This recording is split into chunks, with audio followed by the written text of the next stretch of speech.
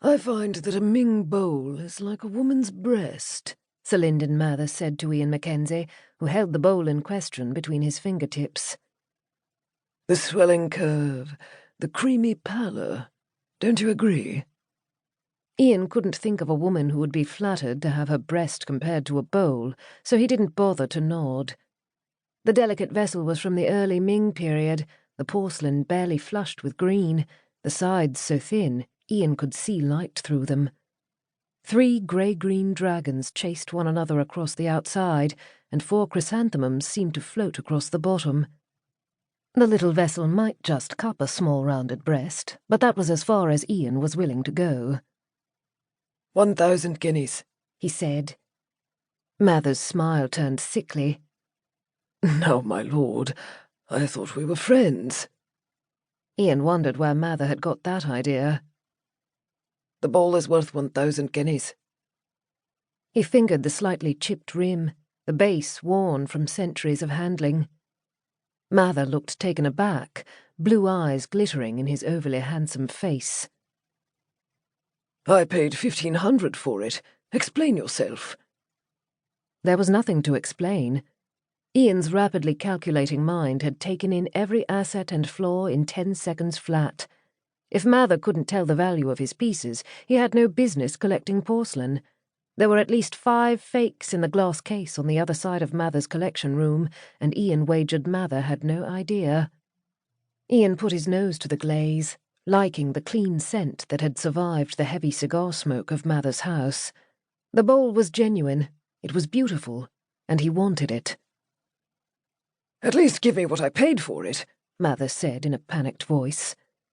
The man told me I had it at a bargain. 1,000 guineas, Ian repeated. Damn it, man, I'm getting married. Ian recalled the announcement in the Times, verbatim, because he recalled everything verbatim. Sir Lyndon Mather of St. Aubrey's, Suffolk, announces his betrothal to Mrs. Thomas Ackerley, a widow. The wedding to be held on the 27th of June of this year in St. Aubrey's at 10 o'clock in the morning. My felicitations, Ian said. I wish to buy my beloved a gift with what I get for the bowl. Ian kept his gaze on the vessel. Why not give her the bowl itself? Mather's hearty laugh filled the room. My dear fellow, women don't know the first thing about porcelain. She'll want a carriage and a matched team and a string of servants to carry all the fripperies she buys. I'll give her that. She's a fine-looking woman, daughter of some froggy aristo, for all she's long in the tooth and a widow. Ian didn't answer. He touched the tip of his tongue to the bowl, reflecting that it was far better than 10 carriages with matched teams. Any woman who didn't see the poetry in it was a fool. Mather wrinkled his nose as Ian tasted the bowl, but Ian had learned to test the genuineness of the glaze that way. Mather wouldn't be able to tell a genuine glaze if someone painted him with it. She's got a bloody fortune of her own, Mather went on. Inherited from that Barrington woman, a rich old lady who didn't keep her opinions to herself. Mrs. Ackerley, her quiet companion, copped the lot. Then why is she marrying you?